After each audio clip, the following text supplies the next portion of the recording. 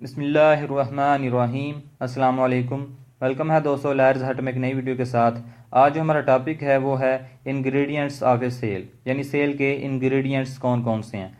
इसमें नंबर 1 पे है देयर मस्ट बी 2 पार्टीज़, यानी कम अज़ कम जो है वो 2 पार्टीज़ होनी चाहिए, एक बायर और दूसरा सेलर। क्योंकि एक पर्सन अपने आप को चीज़ें जो है वो सेल नहीं कर सकता, एक पर्सन अपने आप से चीज़ें जो है वो परचेज़ नहीं कर सकता। इसलिए किसी भी कंट्रैक्ट में, कंट्रैक्ट ऑफ सेल में कम अज़ कम जो है वो 2 पार्टीज़ होनी चाहिए।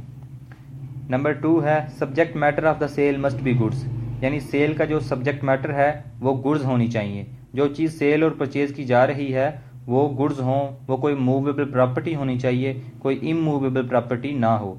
Personal services can also be sold and purchased but that is not the subject of this act, यानी पर्सनल सर्विसेज भी सेल और परचेज तो की जा सकती हैं, लेकिन इस एक्ट के तहत हम सिर्फ मूवेबल प्रॉपर्टी की बात करेंगे, हम गुड्स की बात करेंगे, ना तो हम इमूवेबल प्रॉपर्टी की बात करेंगे और ना हम पर्सनल सर्विसेज की बात करेंगे।